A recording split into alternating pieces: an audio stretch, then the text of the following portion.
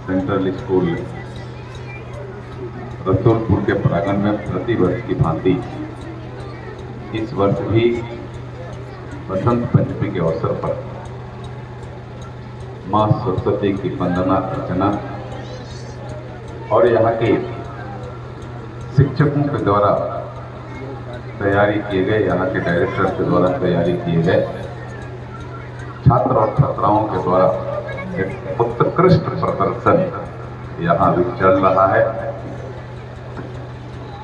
आज इस अवसर पर यहाँ विराजमान है इससे संस्था के डायरेक्टर, मेरे अभिन्न मित्र और मेरे अति सम्माननीय उमाशंकर चौबे जी,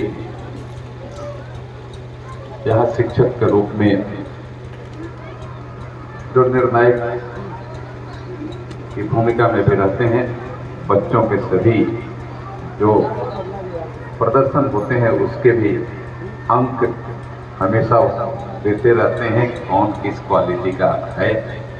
वैसे मेरे अति आदरणीय अभिभावक विमल सिंह जी, यहाँ के सरपंच प्रिय भाई विकास कुशवाहा जी, उप मुखिया भाई मनोज सोनी जी, हमारे पार्टी के वरिष्ठ नेता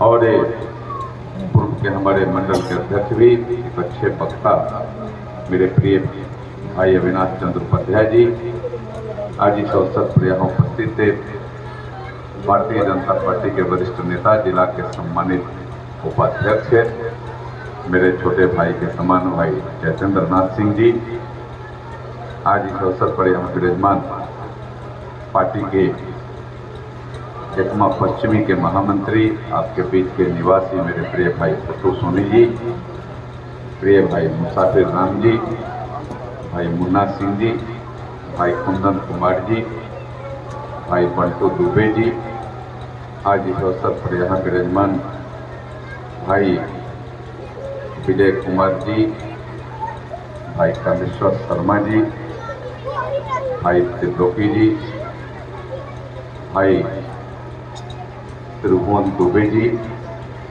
इस मंच के अच्छे संचालक मेरे मित्र, मेरे छोटे भाई के समान भाई राहुल दुबे जी, भाई चितरंजन जी, प्रिय भाई बलवंत जी, इस विद्यालय के सभी सम्मानित शिक्षकगण, सभी शिक्षकेतर कर्मचारीगण और विशेष रूप से इसमें पढ़ने वाले सभी मेरे अति प्रिय छात्र बहनों एवं भाइयों, इस पूरे कार्यक्रम में भाग लेने वाले सभी हमारे प्रिय छात्र भाइयों, इस गांव के सभी अति सम्माननीय अभिभावक, नौजवान मित्र, साथी, माताएं, बहनें, मैं सबसे पहले मां सरस्वती के चरणों में वंदन करता हूँ, अभिनंदन करता हूँ, क्योंकि आज का दिन इस विद्यालय में तो प्रतिवर्ष मनाया ही जाता है। इस देश के लाखों लाख स्थानों पर मां सरस्वती की वंदना अर्चना हम सब पाठ काफी धूम से, काफी स्नेह से और काफी सम्मान के साथ हम सब यह आयोजन करते हैं। और आज तो मुझे लगा कि इंद्र भगवान भी मां सरस्वती के आराधना में और उनके दर्शन के लिए स्वयं विराजमान हो गए थे। आज सुबह सुबह उनका भी दर्शन हो गया था और लगता था कि यह कार्यक्रम में भी कहीं न कहीं प्रभावित न हो जाए, लेकिन उनका जैसे मां सरस्वती से भेंट बंधन हुआ वापस चले गए। और संजोग है कि पानी के बाद भी जो कड़ाके के ठंड का उम्मीद था कि बढ़ जाएगा, वह भी नहीं हुआ, यह उनकी कृपा है। मैं आप सबको इस अवसर पर हृदय से शुभकामना करता हूँ, हृदय से आप सबके उज्जवल भविष्य की कामना करता हूँ। आप सब और आगे बढ़ें, आप सबके प्रति हृदय सम्मान करता हूँ। मित्रों, हम सबका एक बहुत बड़ा मिशन है एक अच्छे छात्र होने का। एक अच्छे छात्र आप इस विद्यालय में पढ़ करके बन रहे हैं, लगातार बन रहे हैं, और मैं सिर्फ छात्र के रूप में ही आपको अच्छे छात्र ही आप बने, यह मेरी मंशा नहीं, यह विद्यालय की भी मंशा नहीं। और विद्यालय भी सिर्फ उस दिशा में आपको पठन पाठन का काम नहीं कराता। विद्यालय आपको एक अच्छे छात्र के साथ साथ एक अच्छे मानव बने, एक अच्छे व्यक्ति बने, इसके लिए भी यह विद्यालय पठन पाठन कराता है। आपके अंदर का व्यक्तित्व जागृत हो, आपके अंदर का व्यक्तित्व समाज और देश के उत्थान के लिए काम करने के हित में हो, यह विद्यालय परिवार भी लगातार प्रयास करता है। क्योंकि मैं तो देखता हूँ, मैं सबसे पहले जब ये आया था और मुझे ध्यान में है कि मैं उस समय इस सूबे का मिनिस्टर था और सामने ही एक छोटा कार्यक्रम वहाँ तय हुआ था और मैं आया था। उस समय इस गांव में जिस तरीका से उस विद्यालय खोलने और विद्यालय के संचालन के प्रति जो श्रद्धा थी, जो गांव में उत्साह, यह उसी दिन मन में यह बैठ गया। यह विद्यालय आज भले यह छोटे स्थान पर एक छोटे लिमिट छात्रों के बीच में यह शुरू हो रहा है, लेकिन एक दिन यह विद्यालय जिला और राज्य का नाम रोशन करेगा और उसमें अपना स्थान ग्रहण करेगा। और आज मैं वह देख रहा हूँ कि लगातार यह प्रयास आपका जारी है, लगातार उस दिशा में उत्तरोत्तर आप आगे बढ़ रहे हैं। यह और आपका यह दिशा मार्ग दे आपको इस सीढ़ी को और आगे ऊंचाई तक ले जाए, क्योंकि आपके सीढ़ी, विद्यालय का सीढ़ी जितना ऊंचा जाएगा, यहाँ के छात्रों का भविष्य भी उतना ही अच्छा, उतना ही ऊंचा, उतना ही उज्जवल होगा। यह मुझे पूरा का पूरा यह मेरे मन में और मेरे भाव में यह दिख रहा है। आज देश के यशस्वी प्रधानमंत्री जी का एक बड़ा मिशन है। अभी हम लोग अमृत काल में चल रहे हैं। आज़ादी के 75 साल बिता चुके हैं, 76वां साल में हम सब प्रवेश किए हैं और प्रधानमंत्री जी का मिशन है कि जब हम 100वां साल जब में हम जाएं आज़ादी के, यानी 2047 में जब हम प्रवेश करें, तब तक यह भारत एक विकसित भारत के रूप में खड़ा हो जाए। यह भारत एक विकसित भारत, यह भारत विश्वगुरु बनने के सीढ़ी और पैदान पर लगातार आगे बढ़ रहा है। और आज जीता जागता उदाहरण हम सबके सामने है कि आज दुनिया भी इस भारत के नेतृत्व का, इस भारत के करोड़ों करोड़ हमारे देशवासियों का और इस भारत के तिरंगे को झुक करके सलाम कर रही है, सलूट कर रही है, नमन कर रही है। हम पूरा का पूरा दुनिया आज कर रही है। और मैं आज यह दावे के साथ गर्व के साथ सीना अभी गिरो है में प्रसन्नता अपना चौड़ा कर करके आज एक एक भारतवासी, एक एक देशवासी कह रहा है कि भारत और भारत का तिरंगा आज दुनिया के मानचित्र पर, दुनिया के प्लेटफॉर्म पर मजबूती से स्थापित है। एक मजबूत अपना स्तंभ और अपना प्रतिनिधित्व कायम करने का काम कर रहा है। आज आप देख रहे हैं, नीचे नहीं झुकेगा। पिछले दिनों में जब हम आए थे उसके बीच में ऐसे कार्यक्रम यहाँ देश स्तर पर हुए हैं। इसमें एक एग्जाम्पल मैं दूंगा। G20 की बैठक अभी महीने दिन 2 महीने पहले वो खत्म हुई और G20 के बैठक के जब हुआ तो दुनिया के लोगों ने भारत को सलूट किया और यह भारत का प्रभाव, इस धरती का प्रभाव, इस विद्यालय के छात्रों और शिक्षकों का प्रभाव इस स्तर का रहा कि आज तक कि जितने बैठक G20 के चाहे जिस भी देश में हुआ, सभी एजेंडे विमल बाबू पास नहीं हुए। लेकिन भारत का प्रभाव है, भारत के नेतृत्व का प्रभाव है कि यहाँ चाहे पक्ष में विपक्ष में मन में कोई भाव हो विभाव हो, सभी राष्ट्राध्यक्ष वहाँ बैठे थे। यहाँ का जो प्रस्ताव था 100% यहाँ G20 का प्रस्ताव पास हुआ। 100% एक भी सबने स्वीकार किया। और मैं इसको समझता हूँ कि हमारे नेतृत्व का और इस भारत भूमि का प्रताप रहा हुआ। अभी एक बहुत बड़ा घटना, अभी फरवरी का आज हम सब 14 तारीख को है,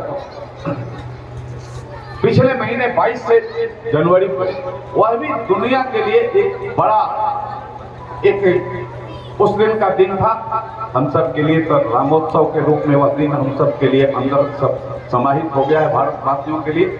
लेकिन हम यह इसलिए मैं कह रहा हूं कि पूरा दुनिया ने भी जश्न मनाया।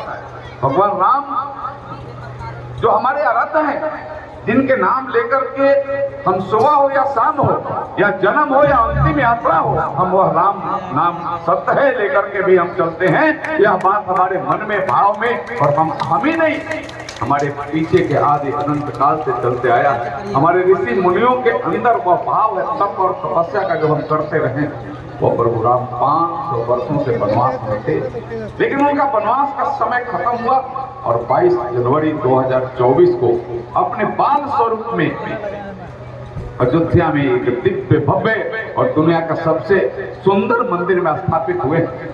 मेरे मित्रों, इसका अर्थ तो पूरे भारतवर्ष के करोड़ों करोड़ भारतवासियों को है, लेकिन हमें यह एहसास कब हुआ जब दुनिया में जश्न मनने लगा, अमेरिका में रैलियां निकलने लगी, जापान में हर्षोल्लास होने लगा और मुस्लिम देशों में भी भगवान राम के नाम पर जयकारा होने लगा। हे प्रभु राम, यह आपकी कृपा, आपने उस कृपा को दुनिया तक पहुंचाने का काम किया। और मैं इसीलिए कहता हूं कि विश्व गुरु या भारत बनेगा, यह प्रभु राम की कृपा है, यह भारत के करोड़ों करोड़ भारतवासियों का आशीर्वाद है कि भारत को विश्व गुरु बनने से कोई रोक नहीं सकता है, कोई रोक नहीं सकता। इसे हम करें। मेरे मित्रों, आश्चर्य तो तब हुआ कि दुनिया के कई देशों ने भगवान राम के नाम पर डाक टिकट जारी किया। उसमें कई एक मुस्लिम देश भी विमल बाबू हैं, आपको ध्यान में, कई एक देशों ने, और वह एल्बम हमें आप सबको ध्यान में होगा, जब भारत में डाक टिकट जारी देश के सिर्फ प्रधानमंत्री कर रहे थे तो एल्बम भी दिखा रहे थे। दर्जनों देश तो हम लोग दिख रहे थे, दर्जनों देशों ने भगवान राम के नाम पर एल्बम जारी किया, डाक टिकट जारी किया।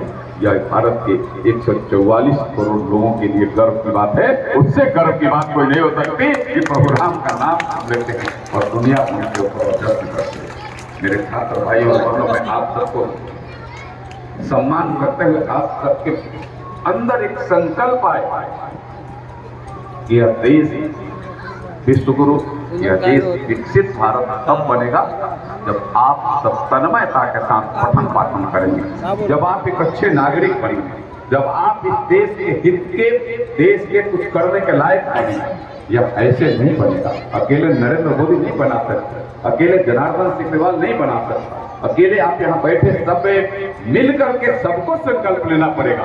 पूरे भारत के करोड़ों करोड़ लोगों को संकल्प लेना पड़ेगा कि जो भारत आगे बढ़ रहा है उसको हमें आगे बढ़ाना है और भारत को विश्वगुरु बनाना है और भारत को विकसित भारत बनाना है और दुनिया में परचम लहरा आज रहा है उसको वहां तक हमें पहुंचाना है। यह हमें संकल्प लेना पड़ेगा और इसके लिए हमें सबको लगता है।